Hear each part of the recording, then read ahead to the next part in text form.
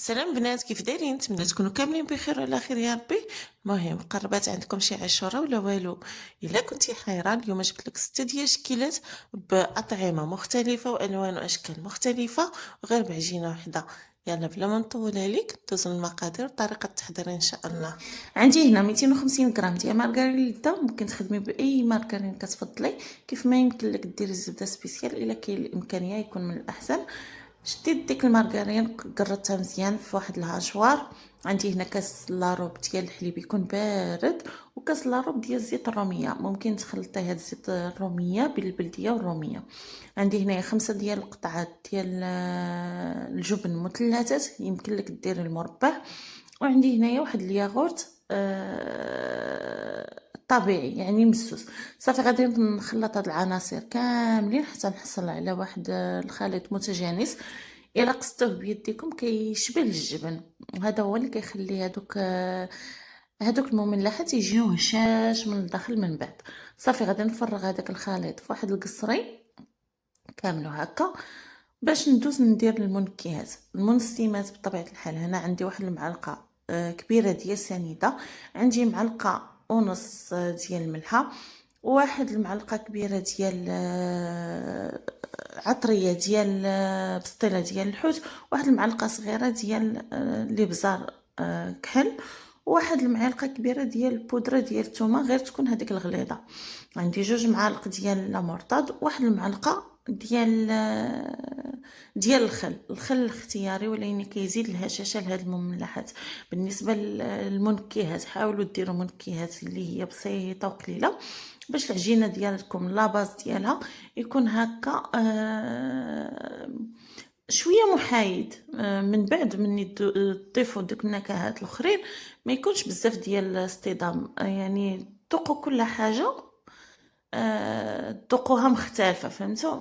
هادوك المملحات بسته يكون عندكم مذاق مختلف في فمكم.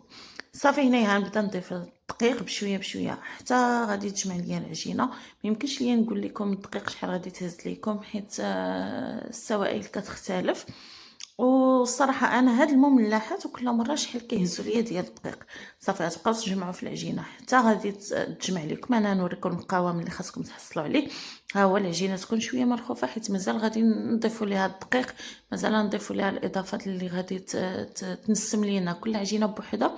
صافي شديت هذيك العجينه قسمتها على 6. العجينه الاولى غادي ندير فيها ان شاء الله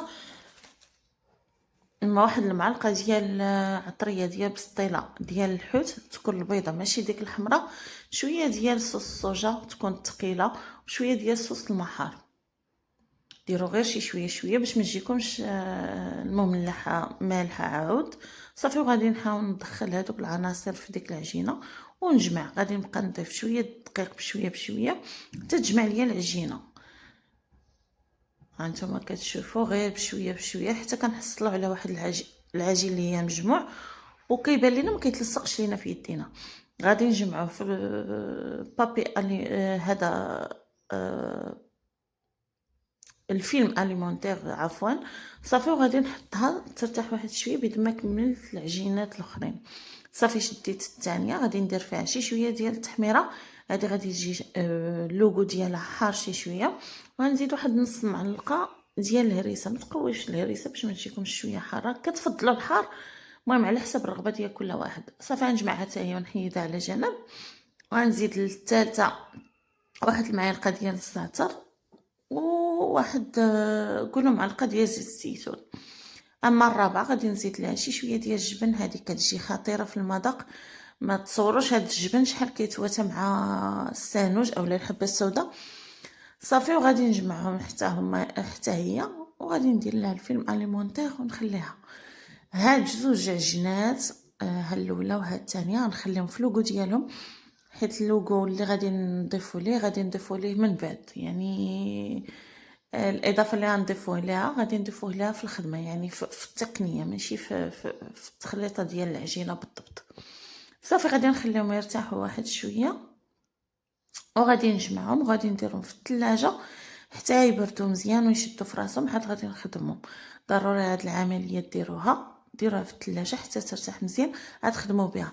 بالنسبه لي انا ما كنديرش البيض في هاد المملحات، كاين اللي كيديرهم، من الاحسن ما ديروهمش باش تخدموا بالعجينه كيف ما بغيتو. حتى بالنسبه للعجينه اللي كيبقى لكم فيها هكا طريفات اولا هذا، ممكن تعاودوا تخدموا بهم، ما تلقاوش مشكل ديال التقلص من بعد في الفران ولا شي حاجه بحال هكا اللي كيديرها لينا صابلي. حيت الا درتو ليهم هذوك جوج بيضات اللي كيديروا معظم ديال الناس، العجينه غادي تولي بحال صابلي وغادي تعذبكم في خدمه. صافي هنا طلقت العجينه الاولى اللي هي بالزعتر وزيت الزيتون، وخديت درت ليها السمك ديالها بحال هكا كيكون رقيق. كل ما كانت العجينه رقيقه كانت المملحه ديالكم غتجيكم اكثر قرمشه وهتجي بنينه اكثر. شديت واحد البياض ديال البيضه، زدت ليه شي شويه ديال الخل وخلطته مزيان، وغادي ندهن الوجه ديال هاد المملحه مزيان مزيان. ما تغناوش على البيض، يعني ما تقرزوش على البيض. ديروا البيض مزيان باش هذاك الشيء اللي غادي ترشوه من الفوق ما يطيحش لكم من بعد. صافي غادي ندوز هنايا ندير واحد الاشرطه تكون رقيقه نوعا ما، يعني صبع القياس ديالها صبع تقريبا. وصافي غادي نعاود نقطعها باش تكون ليا بحال اشرطه صغيره هكا. صافي غادي عندي هنا فرماج محكوك ديال التاج خدمت، ما ديروش الموتزاريلا حيت غادي يلصق لكم مع بعضيات وما تبغيش تفك لكم المملحه ديالكم. وزدت رشيت عليها واحد شويه ديال الخشخاش من الفوق. صافي غادي ندخلها هكاك للفران بلا ما نحاول نستفها في اللاطه هكاك بالبابي كويسون ديالها. غندخلها المملحه الثانيه اللي بالزنجلان وبالجبن، غادي نطلقها حتى هي نفس السمك تكون رقيقه، وغنقرب نقطعها بهاد القطاع هادي. ممكن ديروا اي قطاع على شكل وريضه. صافي غادي ندير شويه ديال من داك البيض والخل من الفوق هكا، وغادي ندير هاد الزرعه ديال القرعه والزرعه الكحله. راه رخاص، ما كي يعني ما غادي يكلفوكم والو. انا كناخذ 5 دراهم 5 دراهم كيديو ليا واحد المده اللي طويله بزاف. صافي كنبقى هكا مستمره وكنعاود ندير لهم بياض ديال البيض من الفوق. علاش هاد البياض ديال البيض هذه مرحله مهمه بزاف باش من بعد ما يطيحوش لكم هذوك الزراره كيبقاو ثابتين بحال هكا. صافي هذه غادي نديرها في هاد نقول لكم هاد الصنيوه. هذه هي كتشبه الصنيوات ديال الباغيت ولكن صغيره عليهم، مديوره للمملحات والميني باغيت والمهم بحال هكا. صافي كنستفها وكندخلها حتى هي الفران كيكون سخون على اعلى درجه. ملي كندخل اللاطه كنطفي ليها على الفوق وكنخلي غير لتحت ونخليهم يطيبوا على المهل. السر ديال المملحات كاملين هو يطيبوا على المهل. كل ما طابوا بالمهل غيجيو مقرمشين وما غاديش يبردوا لكم من بعد ويوليو بحال هكا رطبين. صافي بالنسبه للعجينه الثالثه هي عجينه عاديه. هذا علاش خليتها عاديه حيت النكهه غادي تاخذها من ديك مطيشه وداك الفرماج الاحمر. صافي شديت العجينه طلقتها، درت عليها مطيشه غير ديال الحك، ما من السما ما والو، نيشان من الحك العجينه. درت عليها شويه ديال الزعتر وشويه ديال الفرماج محكوك ديما التاج. ما ديروش الموتزاريلا حيت ما غاديش يجي يخرج لكم الشكل هو هذاك. صافي حربلتها مزيان جمعتها. حاولوا كتجمعوا كتزيروا. صافي حتى كتساليو الكميه اللي عندكم وتدخلوها للفريكو. غير كتشد راسها، ما تخليوهاش حتى تبرد بزاف. الا قصاحت لكم العجينه راه غادا تبقى تهرس لكم. صافي كنقطعهم بحال هكا على هذا الشكل بشويه، عطيوها الخطر حتى تقطعوا الكميه اللي عندكم. صافي كنقطعها حتى كنسالي الكميه اللي عندي، كنديرها فوق اللاطه اللي مفرش عليها بابي كويسون. هنا بطبيعه الحال كتخدموا بواحد الموس اللي كيكون ماضي. انا ديما كنخدم بهاد حاده، كنشري واحد الباكيه وكنخليها غير بحال هكا لهاد الفقيقصات او الفقاص الكبير كيبغي الموس يكون جديد. صافي كنسرح هاد الفقيقصات فوق هاد اللاطه، كتكون مفرشه عليها بابي كويسون وحده ما تخافوش، راه ما مدايره فيها لا خماره لا والو. بالمناسبه بغيتو ديروا خماره راه يمكن لكم، انا درت ديك المعلقه ديال ديال الخل، ما محتاجيتش معاه خماره. صافي غندير وحده وحده حتى كنكمل الكميه وندخلها للفران. اما هذا الشكل اللي هو الرابع ديال التحميره والهريسه حتى هو طلقته وكنقطعو بهاد القطاعه بحال الدميعه هكا. هذا هو السمك ديالها. كنستفها في اللاطه وكندوز عليها البيض وداك الخل.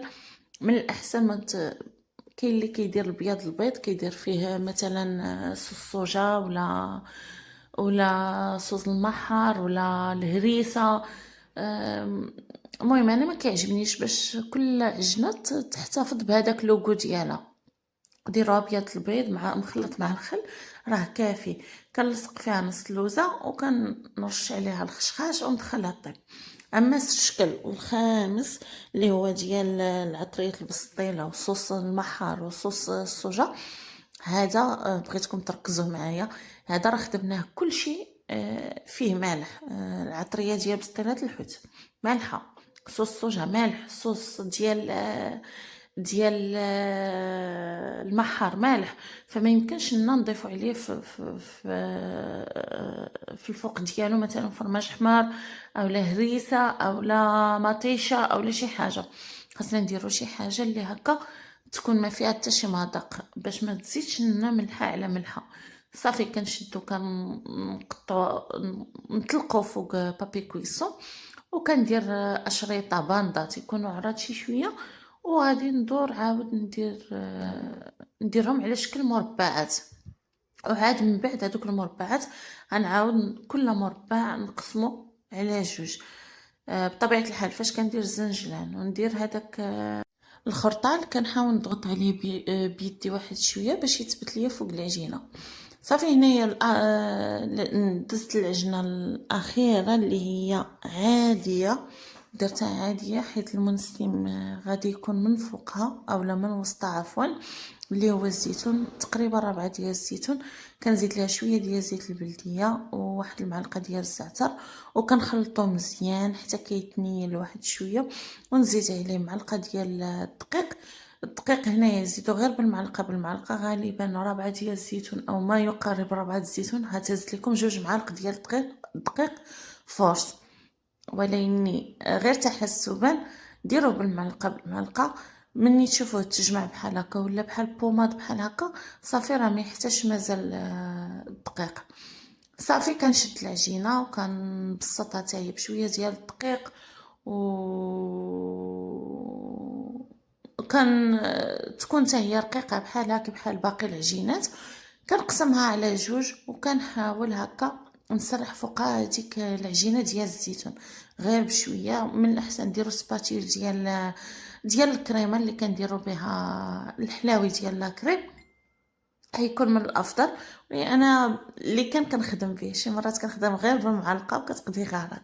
صافي فاش كان نبسط هذاك الزيتون كنرد عليه ديك العجينه الاخرى